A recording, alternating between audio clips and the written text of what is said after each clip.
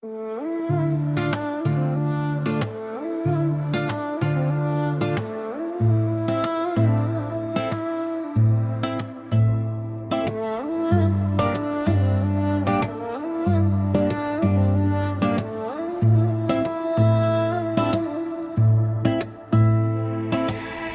şey yaşadık, değiştik, olmadı asan.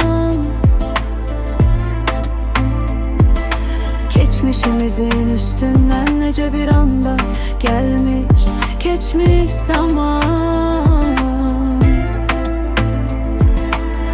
Dönüp bakanda geriye, yaşananlar yad gelse de hisler tanır.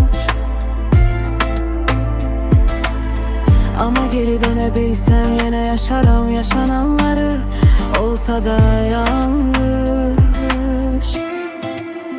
Sus mene yeni yalanlar danışma, men barışaram ona göre sen barışma. Onsuz da inanmıram daha doğrudan da doğrulardan.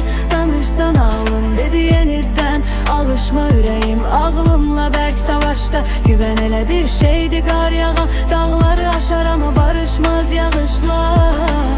Zaman bizden taraf olmadı hiç vakt, her gün bizi biraz daha uzak saldı. Ümitler yol boyu sessizce azaldı, sözler kalbimizde değilmeden kaldı. Düzüm bence sen sus, hiç ne danışma. Onsuz da iki sözünden biri yalandı. Kalanı yarım olan gözlerimde dolan, bu hikaye senin yalanlarınla tamamlandı. Sus mene yine yalanlar danışma, men barışaram ona göre sen barışma. Onsuz da inanmıram daha doğrudan da doğrulardan.